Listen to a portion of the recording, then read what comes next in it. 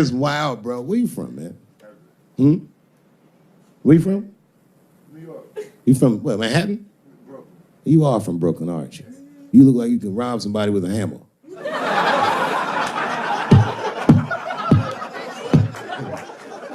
Brooklyn niggas rob you with shit they find around the house. I just got stabbed with a toothbrush. This nigga must be from Brooklyn. I'm fucking around. Yeah, man. Well, you ladies are right. To be honest with you, your lives look terrifying to me. They do, man. I know nothing about being a woman, but I know fear. Yo, I used to live in New York when I was 17, and I couldn't even pay my bills. You know what I did to make money? I used to do shows for drug dealers that wanted to clean their money up. One time I did a real good set, and these motherfuckers called me in the back room. They gave me $25,000 in cash. I was probably 18, 19 years old. I was scared. I thanked them profusely. I put that money in my backpack. I jumped on the subway and started heading towards Brooklyn at 1 o'clock in the morning. Never been that terrified in my life. Because I never in my life had something that somebody else would want. I thought to myself, Jesus Christ, if motherfuckers knew how much money I had in this backpack, they'd kill me for it. Then I thought, holy shit. What if I had a pussy on me all the time?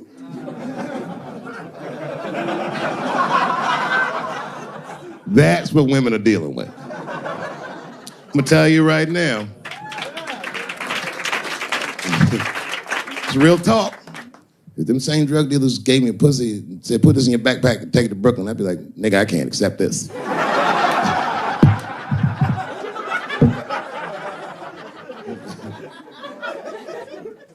I empathize, man, you know. That's different. I mean, you know, if I'm a betting man, I'm gonna put my money on he probably did that shit.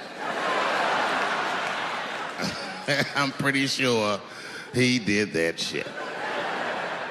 You know, it's bad, okay? So a couple years ago, I was doing a show in Detroit, and I'm sitting backstage in my dressing room. A friend of mine comes by, this chick, Dream Hampton. Dream tells me, right before I'm going on stage, she goes, Dave, I'm working on a documentary about R. Kelly. Would you like to be in it? And I was like, nah, bitch, I'm cool.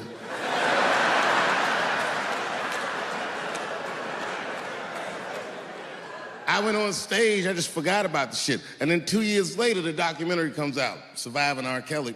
And when it comes out, Dream's promoting the shit, and she keeps bringing me up. She said, I asked Dave Chappelle to be in my documentary, and he said it was too hot for TV. Bitch, I did not say that. That does not even sound like how I talk. Oh, that's too hot for TV? I would never say that shit.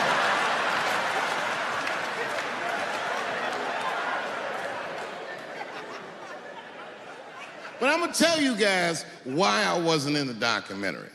There's a very simple reason, and I cannot stress this point enough.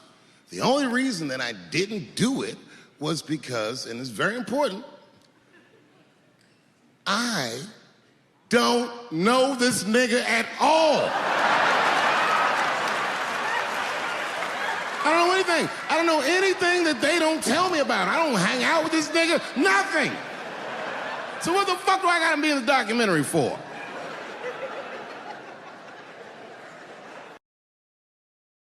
This guy, R. Kelly, got another sex tape out now. Can you believe that shit? This guy makes more sex tapes than he does music. He's like the DJ Khaled of sex tapes. Another one. Like, damn, nigga. It's a lot of tapes. The new one's so bad that they didn't even show it. I've never seen anything like this. The prosecutor in Chicago came out in a press conference and read to the media a transcript of a sex tape. Have you ever heard of such a thing? This nigga read the sex tape. And it was so bad that R. Kelly sounded guilty in the transcripts. It's fucking amazing. 16 times the girl's age was mentioned. Isn't that crazy?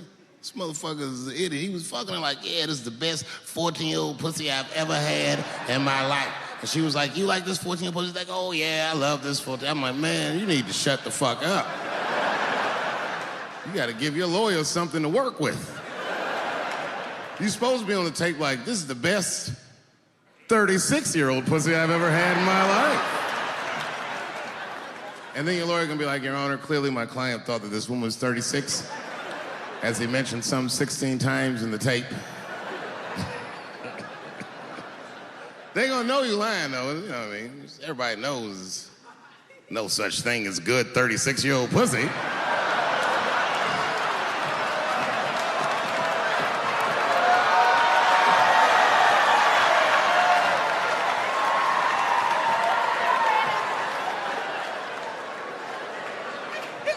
Doesn't matter what I say.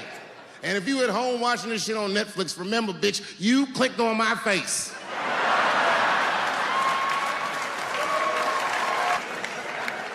Celebrity hunting season. Doesn't matter what I say, they're gonna get everybody eventually. Like, look, I don't think I did anything wrong, but we'll see.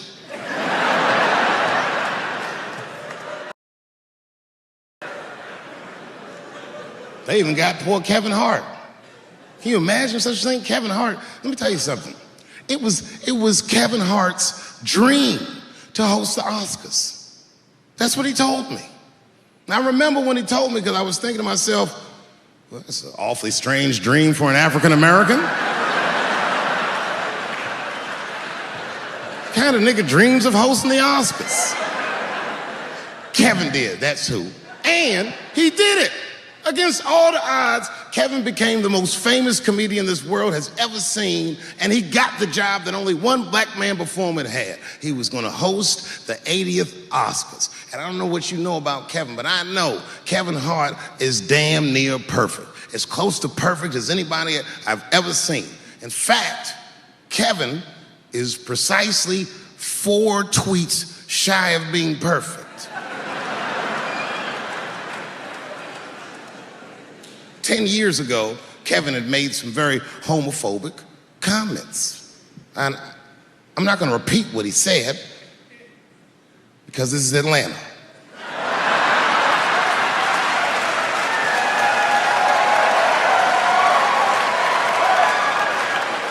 You know what I mean. I'm sure there's a lot of gay men here tonight with their wives.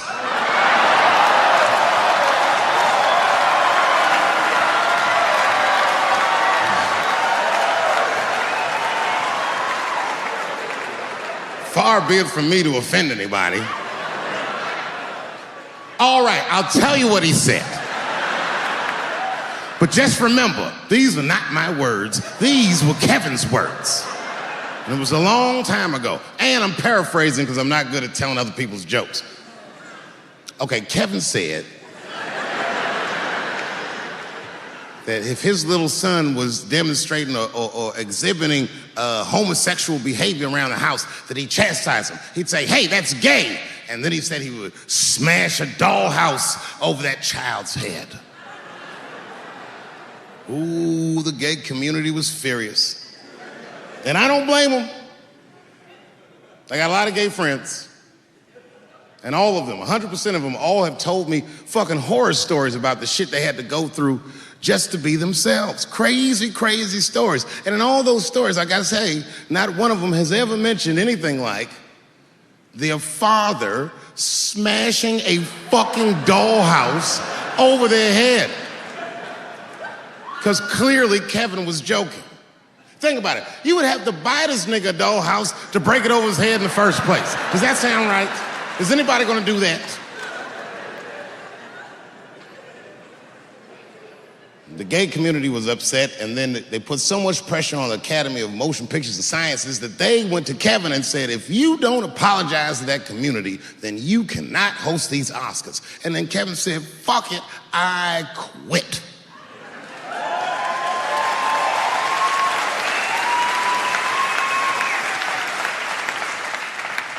And then he went on every talk show in America and apologized for 6 weeks.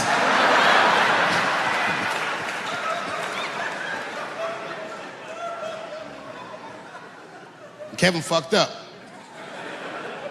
I understand the mistake you made because I've made the same mistake early in my career. This is many years ago, 15 years ago. It's when I was doing Chappelle show.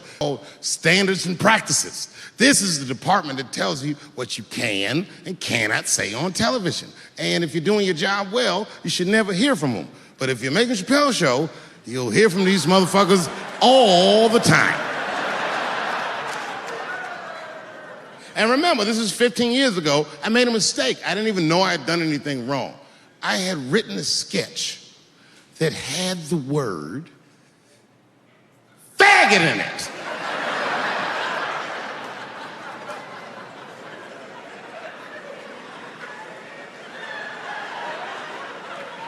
So I had to go to standards and practices. They call me up. I don't know why they're calling me, but I like the lady that runs the department. She's usually really fair and was one of my favorite people I've ever worked with. So she sits me down. We have a nice conversation. She tells me, oh, the sketches are great. I go, oh, fantastic. Well, then why am I here?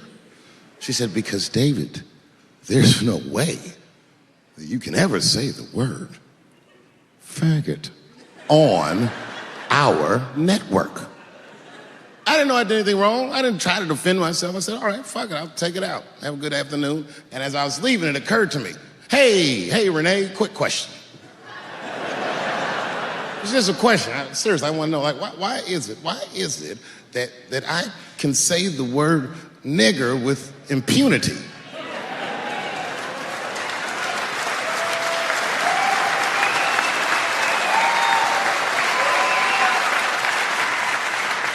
But I can't say the word faggot. And she said, because, David, you are not gay. I said, well, Renee, I'm not a nigger either.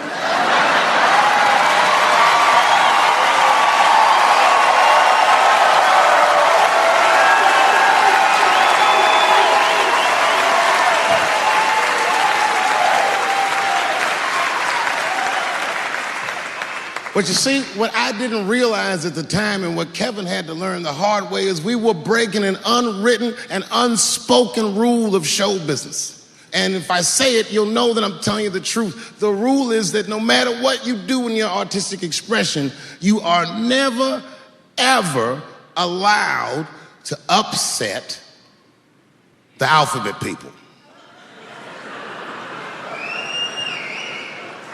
You know who I mean. Those people that took 20% of the alphabet for themselves. I'd say the letters, but I don't want to conjure their anger. It's too late now. I'm talking about them L's and them B's and them G's and the T's. People be surprised. I have friends, all kinds of letters. Everybody loves me and I love everybody. I got friends who are L's, I got friends who are B's, and I got friends who are G's. But the T's hate my fucking guts.